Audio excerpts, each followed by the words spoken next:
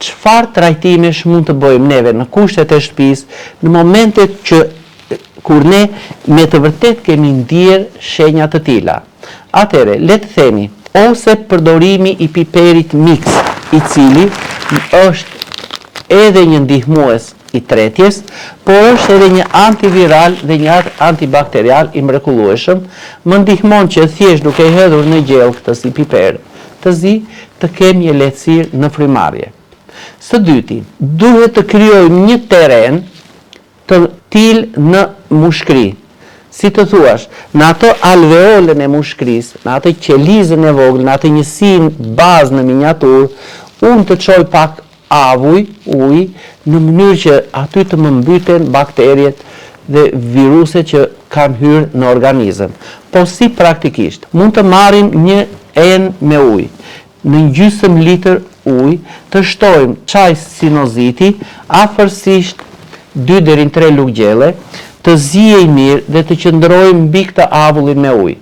Në mungesë të kësaj, të marrim pak vaj eukalipsi, 2-3 pika, 2-3 pika mund të hedhim vaj dafine dhe ndoshta edhe pak vaj borziloku ose rigoni. Duke qëndruar mbi këtë avullin, duke mbajtur dhe një peshqir, do të vëmë re që avull që do të vjen ujë pasurohen me këto përbërësit fitokimik dhe ndihmojnë në lehtësimin e nxjerrjes së sekrecioneve. Ky trajtim që mund të bëhet në darkë mund të zgjasi 10 deri në 12 minuta dhe si kohë zgjatje mund të jenë 7 deri në 10 net. Pa diskutim që do të fillojmë të nxjerrim sekrecione dhe do ta ndiejmë kraharorin shumë herë më të lehtësuar. Një trajtim tjetër. Marrim çajin bronkomer. E zijim afërsisht, nëse do të përgatisim çajin çdo mbrëmje, do të hedhim në një enë afërsisht 3-4 gota ujë dhe 3 deri në 4 lugë gjelle çajin bronkomer. E zijim afërsisht 2 minuta dhe do të përdorim nga ky çaj afërsisht 3 gota në ditë, një në mëngjes, një në drekë dhe një në mbrëmje. Mirë është që ky çaj për të rriturit të jetë në një volum 200 ml, ndërsa fëmijët 100-150 ml në ditë.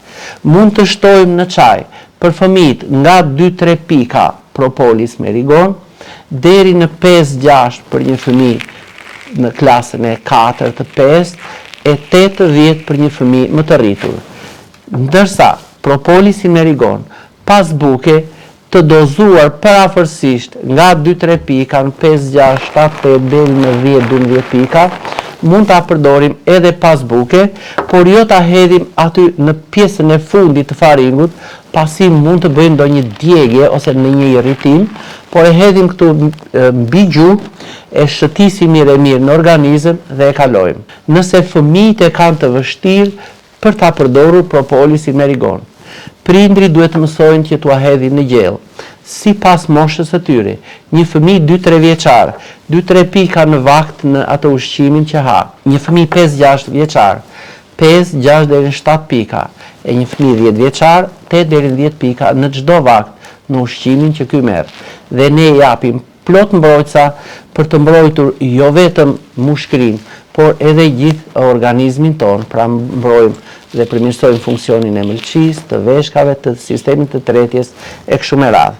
Nëse nuk na ndodhet çaj bronkomer në shtëpi, kemi plot bimë të cilat mund t'i kemi edhe në sirtarin e kuzhinës, siç është rigoni, trumza, kanella, karafili, të cilat në varësi nga mosha mund të përdoren duke i kombinuar pra nga një lugë gjelle nga këto përbërësi që unë përmenda dhe 5-6 nga ato gozhdët e karafilit. Mund të hedhim ndoshta edhe një lugë çaj piper të zi për ta përgatitur këtë çaj dhe fëmijët e përdorin pra 50 deri në 150 ml në varësi të moshës nga ky çaj, të rriturit 200 ml në çdo vakt. Këto bimë antiseptike kanë veti edhe antiinflamatore. Ai filxhani ngrohtë që ne përdorim me çajin, detyrimisht do të më japi me të vërtet një çlirim të rrugëve të sipërme të frymarrjes dhe ne do të jemi mrekullisht shumë të qetë. Ky ishte një trajtim i brendshëm i organizmit, Po nga jashtë, a mund të ndihmohet? Sigurisht që po. E çfarë mund të bëjmë praktikisht? Marrim afërsisht ndonjë vaj transportues, siç është për shembull një ekstrakt balsamik, ose një vaj ulliri, ose një vaj bajamesh. Kush mund të na ndodhet në shtëpi? Hedhim në të nga 2-3 pika, për shembull, për fëmijët e vegjël, maksimumi mund të hedhim 2-3 pika vaj dafine edhe 2 pika vaj eukalipsi. E përzijem të mirë këtë vajin transportues, le të flasim ekstraktin balsamik, dhe fillojmë të lyejmë gjoksin e fëmijës, pra këtu afër gushës, këto brinjët dhe shpinën në mbrapa. Edhe kur fëmija të flej, avuj që do të ngrihen të këtyre vajrave esencial, do të fillojnë të më godasin këtu, të thithen nga organizmi, dhe këto përbërësit fitokimik, e në veçanti eukaliptoli, do të filloj që të më liroj këto rrugët e sipërmet frymarrjes, dhe fëmija do të flërë me të vërtet mrekullisht mirë. Pra, lehtësojmë frymarrjen gjatë natës, përmirësojmë qarkullimin e gjakut, dhe ky fëmijë do të më japi pa diskutim shenja përmirësimi të dukshëm brenda 2-3 ditëve të para. Ndërsa për të rriturit, masazhi i shtyllës kurrizore, pra rrotull kraharorit, brinjve dhe gjoksit, mund të bëhet edhe më thjesht. Për shembull, marrim antiseptikun bimor. Sprucoj mirë gjithë gjoksin, kraharorin, brinjët dhe shpatullat në mbrapa. Dhe pasi thahet kjo, vendosim këtë ekstraktin balsamik, ku kemi shtuar 3-4 pika eukalipс dhe 3-4 pika të vajit të dafinës. Bëjmë një masazh 4-5 minuta. Do të vëmërej që trupi fillon që të ketë një ngrohje, një ndezje, sidomos po të shtojmë edhe pak vaj kanele, dhe organizmi nga dita në ditë do të ndjej përmirësimet e tij të dukshme.